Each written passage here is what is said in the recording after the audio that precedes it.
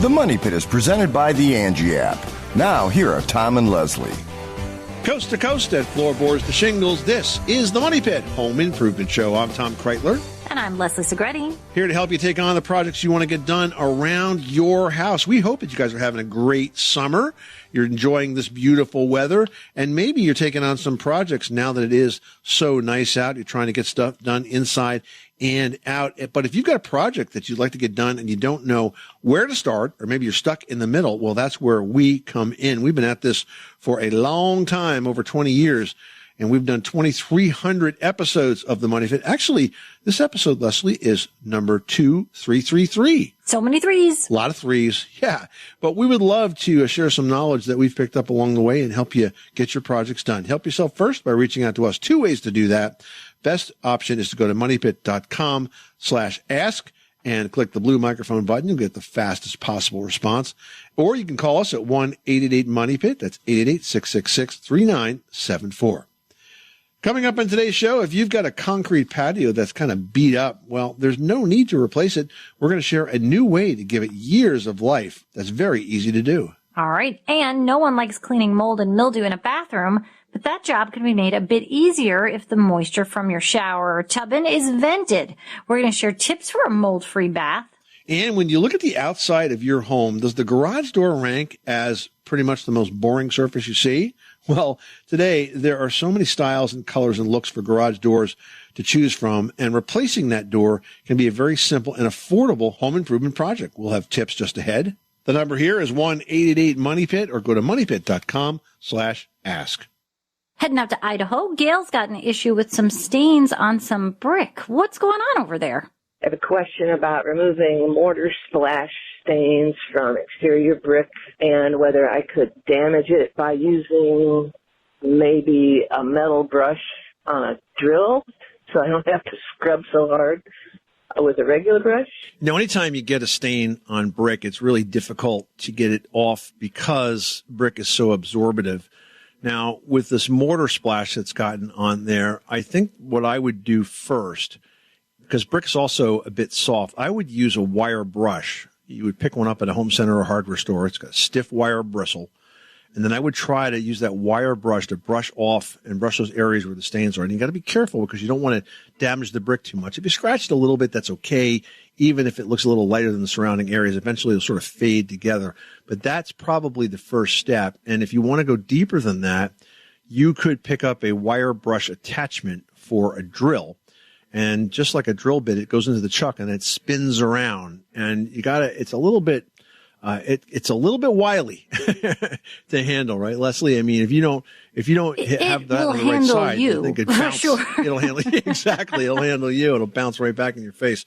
But you know what? Oh, the other important thing though that you should know is that if you're going to use a wire brush attachment on a drill like that, please, please, please wear safety glasses because those wires can break off and fly off, and we don't want you to get hurt. So that's the way I would approach this. It's a matter of levels of aggression using a wire brush. You don't want to go too heavy because you'll damage it, but that's probably the best way to get rid of that splash. And hopefully it's not too big of an area. Heading out to Arizona, Dan's on the line with a cracked tile. Tell us what's happening. Yes, hi. I have a home in Rimrock, Arizona, and it was built in 2006, and it has tile flooring, and it's created, I'm assuming the foundation is settled. And I'm really not sure what to do about this. I mean, I don't know if I should pull the grout. Yes, it has cracked tiles, and I can't get the tiles anymore. So anyway, I need to see what your suggestion would be.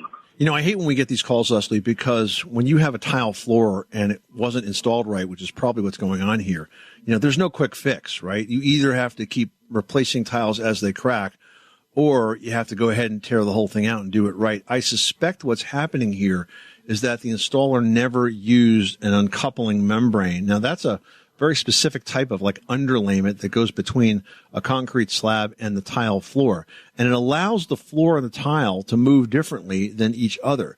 And this way, when you have expansion and contraction and movement, it doesn't result in the tile cracking. It just sort of moves with it. And, you know, when you say move, you think, well, it's stationary, isn't it? But everything's moving. The house is always moving. The walls are moving in or out. They're moving up and down. It just happens so slowly and so evenly you don't see it. But, you know, from wind pressure and the forces of nature is moving, and you got to account for that. And that's what an uncoupling membrane does. There's a product called Ditra, D-I-T-R-A, Dan, which is the kind of product that I would recommend. You could check that out at schlueter.com. It's schlueter.com. They make a lot of products for tiling underlayments, kind of the experts in that space. And that's the sort of thing I'm talking about. It's a special membrane that's designed to separate the movement of the tile from the subfloor below or the concrete slab below in your case. And I think once you're ready to replace that tile floor, that's kind of the next step. That's what you're going to have to do. So between now and then, you can just try to replace those that you can. And by the way, you mentioned you can't get that tile anymore. Leslie, I always think that when you can't find the tile, that you could drop in some decorative tiles and make it look like it was always designed to be that way, right? I mean, for sure. It depends on the size, the shape, the location of those tiles. You know, if there's something that you can grab, perhaps the tile from behind something, if delicately you can remove it and it would be, well, then go for it. But otherwise, depending on where those tiles are, you can pop one out and then sort of look and kind of create a pattern based on what was broken and kind of work with that. You can add in something more decorative. You can add in something with a little bit of a different sheen. You can add in something that's a grouping of smaller tiles. So there's really a lot of great options to make it look like what happened was a design choice, you know? Right, yeah. And you know what always happens when you do stuff like that? People come in, they notice, and they go, oh, I love the pattern in your tile floor. It's absolutely gorgeous. Oh, thank you. I totally did it on purpose.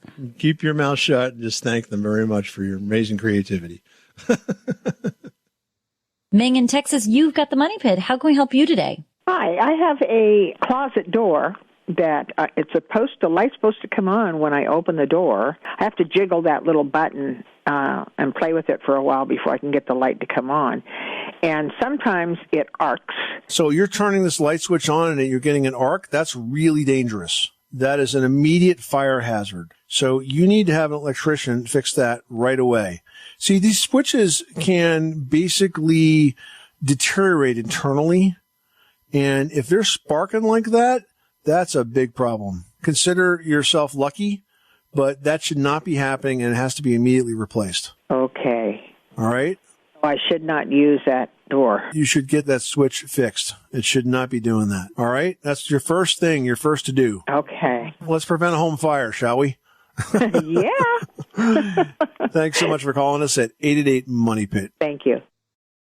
Hey, you're tired of living in a money pit? Well, we're here to help.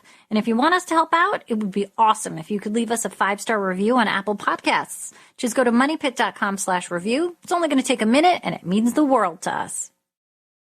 Dan in Rhode Island's on the line with some sort of leaky window issue. What's going on? I had an issue with there was water leaking inside the top of my window. It was like a real rainy day. Okay. But I did notice that on the outside of the house, where the gutters were mounted to, was rotting away. So there was pretty much a hole there.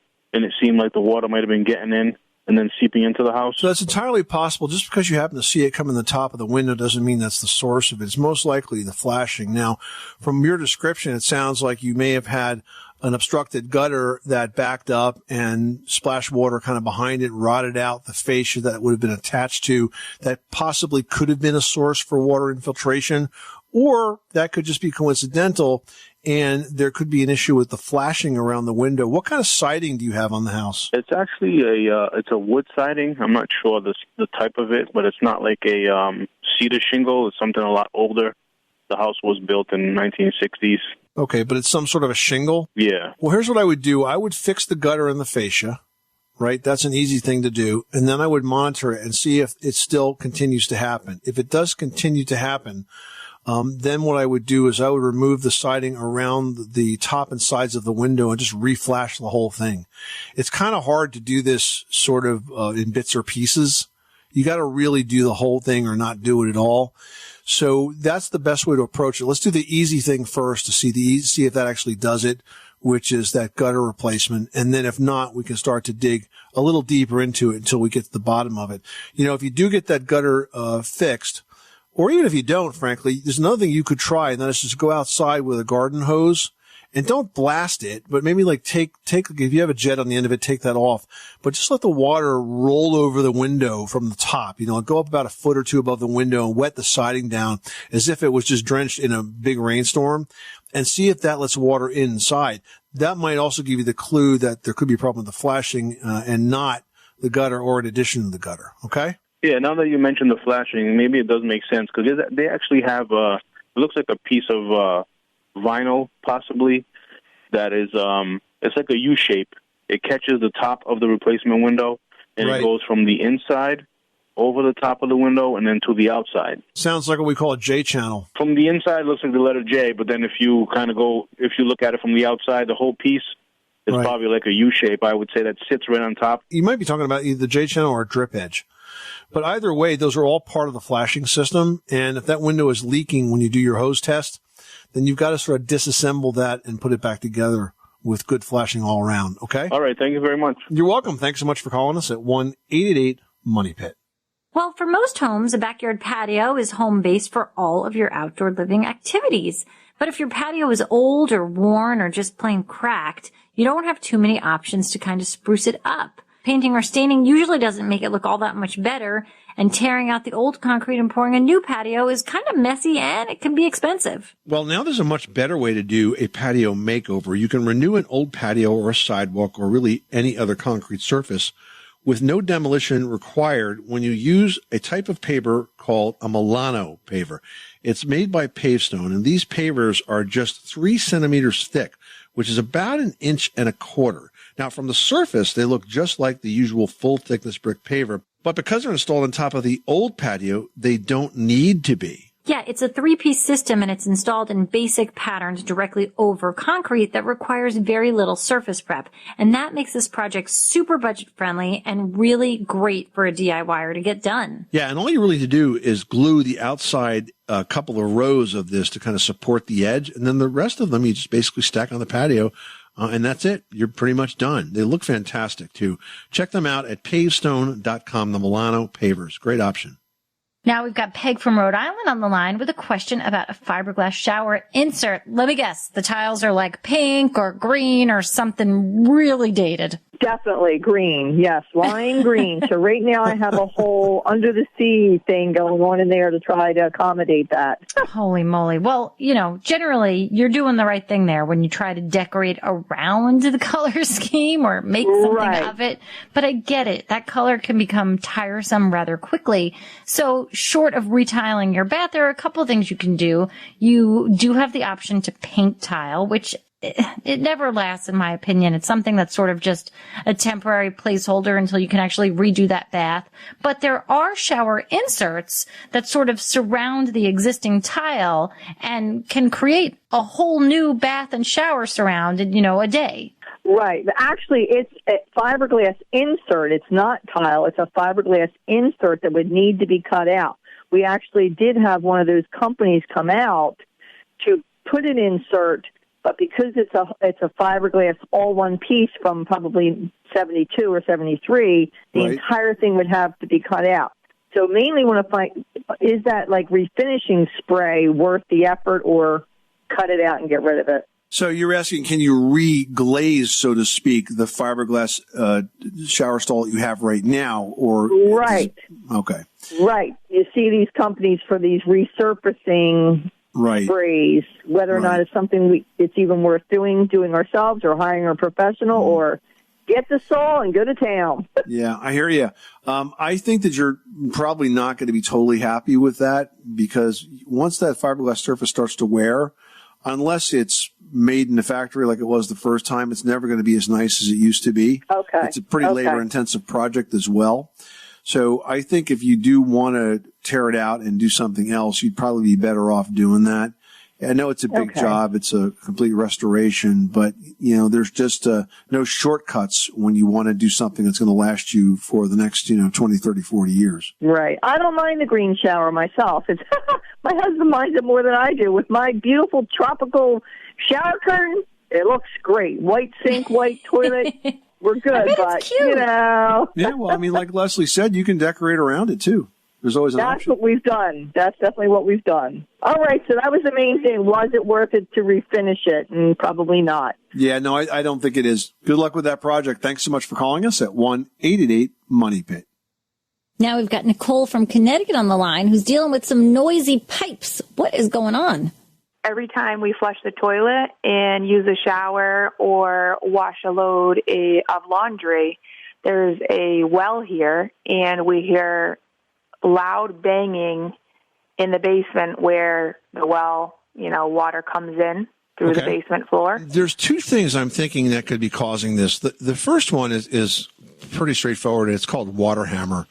And water hammer occurs when some of those plumbing pipes in the basement are loose. If they're not well attached to the wood framing, usually the ceiling joists in this example, then when you open up a faucet or close a faucet or flush a toilet, that water movement through the pipe suddenly stops, but sometimes the force continues to shake the pipe, and that is what we call the water hammer. And because they're metal pipes, they tend to transmit that sound quite effectively all over the house. We get calls from folks that it makes them so miserable because if somebody goes to the bathroom, you can hear it in the dining room during dinner, because the pipes are making such a racket. So water hammer is one possibility, but because you also have a well, it might also be that what you're hearing is the well pump go on and off. Now, it shouldn't go on and off every time you run the water if you have an expansion tank near it. So the expansion tank basically holds the water, and then you sort of feed off of this tank when you draw water, and it has to go down to a certain point before it refills with more water that gets served through the pipes. So I would just tell you to do a test. Have mom or you stand in one location, the other person near the well, and then run some faucets and turn them on and off and so on, and see if it is that the well is going on every time it draws water, because that's not supposed to happen. That's a lot of wear and tear on the well pump. It's a lot of expense in terms of energy, and if you had the right type of tank in there next to it, that could stop that from happening. If it's not the case, then it's most definitely going to be water hammer. And again, you can secure those pipes to the underside of the floor joist structure. There's hangers for that. Or in the worst case scenario, there's also a plumbing component called a water hammer arrestor, which you could think of as a shock absorber. And it goes on the end of some of those water pipe lines and basically takes some of that excessive pressure and settles it down so it doesn't shake the pipe as much. Okay, wonderful. Thank you so much for all your help. All right. Well, good luck with that project.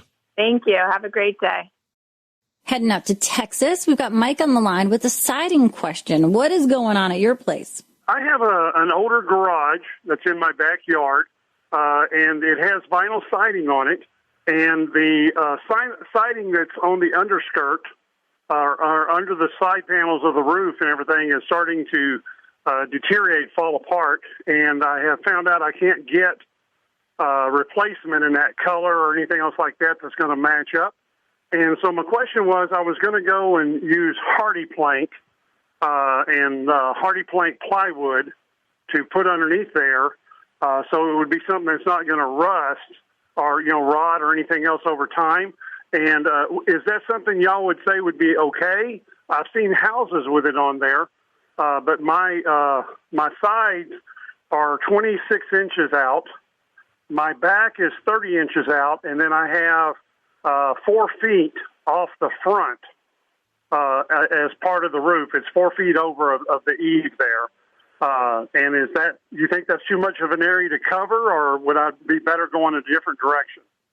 Okay, so first of all, you're calling the siding, but I think what you're talking about is the soffits, right? The underside of the roof overhang. Yes, is that correct? All right. Yes, sir. So hardy plank's a great material. So I have no issues with that, assuming you can find the pieces that you need to make this work. What I'm concerned about is that, especially being in Texas, do you have ventilation in that soffit area now? Yeah, all the vinyl siding that's there has little holes. Right. So you can't cover that. You need to have that ventilation. And so to do that with hardy plank, it's kind of like doing this the hard way, frankly, because you would have to, cut vents into the hardy plank, and it's not the easiest thing to cut, even though it lasts forever. I mean, if it was me, I would definitely use hardy plank as siding, but for the soffits, I would simply replace that with new soffit material. That would be the easiest because you probably already have the fascia and the J channel in place, and you can probably buy vinyl panels and cut them to fit and get them in there. And you say you can't find the exact color. Well, you could use a complementary color. I mean, certainly white goes with everything. Yes, sir. Or you could, if you really wanted to paint them, you could buy those panels. They come, they're usually about 10 feet long. Then you could spray paint them any color you want and then cut them to fit and put them in where the old panels are sort of falling apart. Oh, okay. So I don't think I would do this with Hardy Prank, only because it's really not meant for that particular application, and it's really critical you have that ventilation, because if you don't, your roof and your attic space are not going to be properly vented, and they're going to overheat, and that's going to drive up your cooling costs, and it could also shorten your roof life. I appreciate that. Thank y'all very much. Well, nobody likes cleaning mold and mildew in the bathroom, but that job can be a lot easier if you control the moisture that you get from when you shower or when you bathe. You got to make sure that it's properly vented out. All too often, though, this really isn't the case. Now, get this. Building codes don't even require a bath vent fan. If they say if your bathroom's got a window, that's it. I mean, that's kind of silly because unless you're opening that window and you happen to have a chilly breeze in the middle of winter and it's moving the air around, it's still not really doing the same job as a vent fan. But window or not, a properly sized and installed bathroom fan is the best way that you can make sure that moisture won't build up, and then it's going to prevent the mold. Yeah. So first you want to make sure the fan is the right size. Bath fans are rated by CFM, that's cubic feet per minute, and it's based on how much air they'll actually move. Now, the rule of thumb for sizing a bath fan is that you need 1 CFM for every square foot of floor space. So if your bath is 80 square feet, you need an 80 CFM fan. Now, if the bath has high ceilings, that's going to change a bit, but for the most part, it's just 1 CFM per square foot. Also, it's important the fan is vented outside through the exterior wall or the roof. It should not be vented into an attic or into the attic soffits or even up to and against an attic vent. We want it to go through in its own vent and right to the exterior. If you don't do this, you're going to be dumping a lot of moisture into that attic space. That can cause rot, it can cause mold, and it can definitely make your insulation not work very well because when the insulation is damp, it just doesn't insulate. And lastly, it helps if you have the bath exhaust on a timer that can be set to run for at least 10 minutes after you leave the bathroom. That way, any residual moisture is exhausted out before it can condense on the surfaces of the walls and the ceiling and fuel that next round of mold buildup.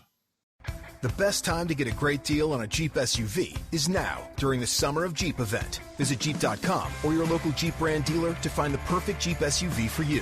Hurry in and make this the Summer of Jeep. Right now, during the Summer of Jeep, purchase and get 10% below MSRP on the 2023 Jeep Compass Limited 4x4 or Renegade Latitude 4x4. Not compatible with lease offers or with any other consumer incentive offers. Contact dealer for details. Residency restrictions apply. Take retail delivery by 7/31/23. Jeep is a registered trademark. All right, now we've got Belinda who wants to talk electricity. What kind of electrical work are you doing over there? I live in a house that was built in 1971. So there were no GFI outlets then, and little by little, I've been adding them. So my question is, I have a couple more, that I want in bathrooms and all. When a GFI outlet is added, does it need its own circuit breaker, or is it okay if they splice it into an existing wire? No, it does not need its own circuit breaker. In fact, the ground fault breaker is a circuit breaker. Now, there's two types of GFCI devices that are most common. One's built into the outlet, and the other one actually is a circuit breaker with a ground fault circuitry built into it. With an older house, typically you're just going to replace the outlet with one that is a GFCI outlet, and an electrician that knows what they're doing should be able to handle that. I always suggest that you test it yourself by using the test button, and if possible, there's a little electrical tester that's in the shape of a plug that tells you a lot of information. All you do is stick this thing in, and it has lights on it, and the lights will tell you if it's grounded. It'll tell you if the polarity is reversed, which means the wires have been put in backwards, and it will also enable you to test the ground fault outside of the breaker itself, so which is a better test. It's kind of like what happens if you have a bad appliance plugged into it. So it's definitely something that can be done after the fact, and you don't have to do it at the breaker itself. Oh, okay. So it doesn't need its own dedicated line down to the circuit breaker. Okay. And this tester you're saying is something I should buy to have in my own toolbox in my house? Yeah, it's called an outlet tester. Yeah, they're like, I don't know, $10. They're really cheap. It looks like a small plug, 3-prong plug, and you just plug it in. You'll see there's lights on it and a little push button. And when you read the instructions, you'll see it'll tell you if everything's wired right. And then the way to test my GFI outlet that I have, you just press that red button. Yeah, it should click off, right, and be dead, basically. Thank you. Well, without looking, guys, can you describe the style of your garage door? Wait, what? Your garage door doesn't have a style? It's just a garage door? Well, then it might actually be time for a new one. If your garage door is plain, white, paneled, boring, you seriously are missing out on a great opportunity to bring some super major curb appeal right to your home. Your garage is a big part of what people see when they take in your home's front facade. And sometimes, depending on the architectural style of your home, that garage door can be up to like 60% of what they see. Now, you can totally transform the look of your house simply by replacing that garage door. There are many, many options to consider, from a carriage house style to a barn door look, and even the ones with sleek modern lines. Plus, garage doors are not only steel today. You can find fiberglass options that are also a fantastic choice because they can look like wood, but without any of those maintenance hassles. And if you live in an area that's prone to storms, you can get garage doors that are highly storm resistant, highly wind resistant, and can really stand up to that level of wind, because that's super important. When the garage door blows in, the house sort of blows up, blows out. That's why you see all the broken glass on the outside, because the house fills with air and poof. That's what causes a major amount of damage. So lots of options today. If you're ready for a garage door, you need to take all of them in and make the best decision for your home. Matt in Ohio is dealing with some multiple issues going on related to caulk. What is happening? We had our house built about 6 years ago. The stand-up shower in the master bath is molding around the bottom. I have cleaned the mold off. I've scraped it all off. I've re-caulked it, and the mold keeps coming back. I had a guy come out. He told me to get this kind of caulk, paid him and helped him to clean all the caulk off, re-caulked it, and now it's back again. Not sure what to do about it. Also have a swelling wall on the outside wall across from that stand-up shower, and the caulking keeps cracking as the wall separates from the bathtub and the countertop. The vanity is connected to the outside wall. Wow, Matt, you've got a lot going on there, man. So first of all, if you've had this repetitive problem with mold over and over again in the bathroom, I suspect that the solution, if not the entire solution, but a good part of it, is to take a look at your bathroom ventilation, because we find that bathrooms that are not properly ventilated, they're not well ventilated, those damp, wet conditions persist after shower taking and lead to an enormous amount of mold growth. So we want to make sure that you have a good bath fan that is running in that space, and we recommend that it be tied to a humidistat, which is a moisture sensing switch, so that whenever the humidity is high in the bathroom, the fan will run and pull it out until it's dry. And in doing so, you will find a lot less mold growth. In terms of selecting a product, there are different caulks that are out there, obviously designed for kitchens and baths, that have mildewcides in them. One additive that has been successful in my applications over the years is Microban. So if you see a caulk that has a Microban additive, and I believe the DAP products do, I found that to be very effective. And in terms of the caulk between the vanity in the bathroom and the wall, so typically that could be a big gap, and it's not designed. The caulk's not designed to take up those big gaps. So what you want to do is you want to get some foam bead, which is sort of like it's called a backer rod, and it comes in different diameters. And basically, it's like a long foam tube that you shove down between the top and the wall. You put it so it's about a half inch or a quarter inch below the vanity backsplash, and then you caulk on top of that between the vanity and the wall, and then that will support the bottom of that caulk, and it will be much less likely to crack and pull away. So those are the steps that I would follow. But again, get that bath vented properly. I think you'll be amazed at how fewer cases of mold growth you have as a result.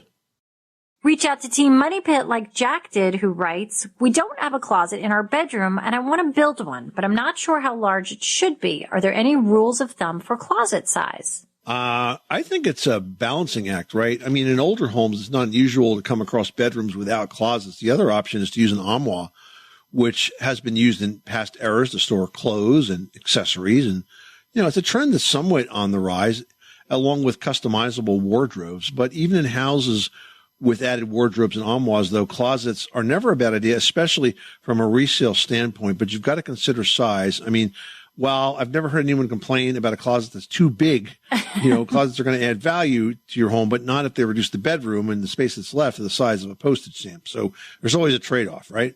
That is true. All right, now we've got a question from Charles who writes, our master bathroom's window has a crank attached to the window frame.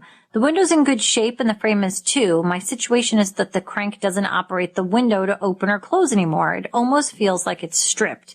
Is this something I can fix myself? This happens all the time, I feel like, with these windows.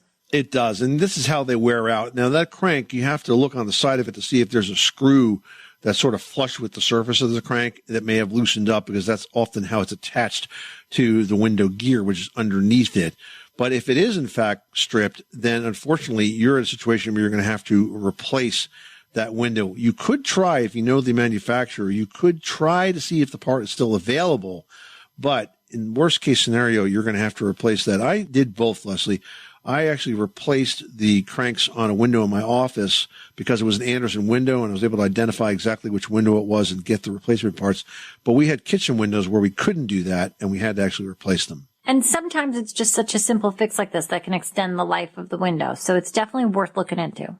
Well, if you're only using your microwave to heat up leftovers, you may be missing out on some other very handy uses. Leslie has some great microwave hacks in today's edition of Leslie's Last Word. Leslie?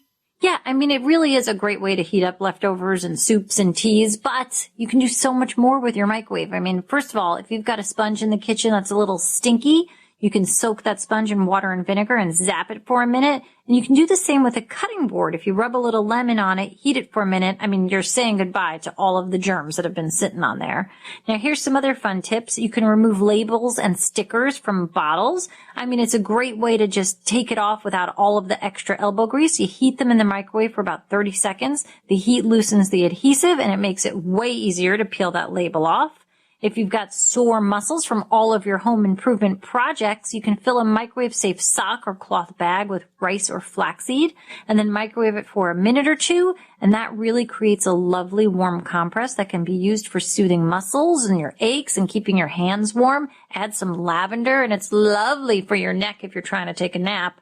Dry herbs or flowers can be done quickly if you place them between paper towels and microwave them in short bursts of 20 to 30 seconds. You don't want to do it too much at once because it might over dry them. So do them in short bursts until they're dry and crisp. And that's a great way to dry those herbs and flowers. And lastly, if you've got a candle holder and you love the container, but there's a little bit of wax left in there or some residue on it, you can put that in the microwave for a minute or two and then just wipe away the extra wax. I mean, so many great things you can do in addition to just having pizza rolls. And you can do that too. Yeah. You can have pizza rolls while you do the other stuff. There you go. Coming up on the next edition of The Money Pit, if your garden is looking like it's had too much sun, one of the best ways to beat the heat is to make sure your plants are well irrigated. And you can do that with micro irrigation, a system of drip tubing and tiny sprayers that delivers water right where you need it. We'll tell you how that works on the very next edition of The Money Pit. I'm Tom Kreitler. And I'm Leslie Segretti. Remember, you can do it yourself, but you don't have to do it alone.